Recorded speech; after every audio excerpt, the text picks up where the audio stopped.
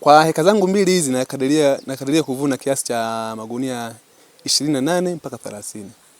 Katika kuhakikisha tunazitafuta na tunakuonesha fursa zinazopatikana wilayani Kilosa na wewe ubaki tu kuzichangamkia fursa hiyo. Kwa siku ya leo tumekutana na kijana ambaye yeye aliamua kuiona fursa kupitia kilimo cha mahindi.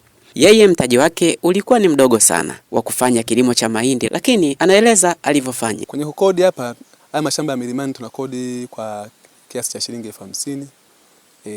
Ndio maeneo haya yanaenda kwa kiasi hicho. Ukitaka kukodi lazima ulipie shilingi 50,000 alafu ndio unalima. Kwenye kulima hakuna pingamizi yoyote. Unapanda mazao unayotaka na yanakubali yote. Kwa mfano kama mimi hapa nimepanda mahindi na mbazi, yamestawi vizuri tu. Nategemea kutoa mahindi lakini baadaye ije mbazi. Tofauti na hivi viwili, lakini vile vile nimepanda alizeti kama unavyoona. Kuna alizeti ambayo tayari imeshaanza kuota. Kwa hiyo nikitoa mahindi nitatoa mbazi, lakini vile vile nitatoa na alizeti na bila usumbufu wowote. Ardhi zinakubali. Baada ya yeye kufanya na anaona matunda yake, anatumia nafasi hii kukushauri wewe kijana. Kwa hesabu za haraka, kwanza kijana inabidi tuzubutu na tuingie kwenye kilimo moja kwa moja, kwa sababu gharama sana hazipo. Angalia hapa mimi nimetumia kukodi 100,000. Umeona, kwa heka zangu mbili, lakini natarajia kuvuna mahindi gunia 28 mpaka 30. Lakini bado nitavuna mbazi. Haitoshi, nitavuna alizeti.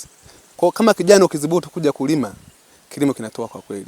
Hata mtaji ambao unaweza ukawa unafikiria mtaji mkubwa, hapa kidogo kwa kile utakachowekeza utapata mtaji.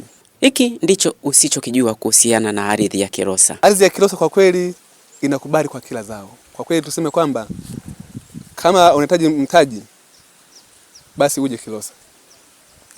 Na ukubali kuja kulima. Ukishaingia kwenye kulima, ardhi iko vizuri na kila kitu, hali ya hewa iko vizuri. Kwa hiyo sasa bwana, kama kuna mtu ananiona, kuna mtu ananisikiliza, mimi bwana namualika kwamba kwa Kilosa inawezekana kufanya lolote kwa upande wa kilimo.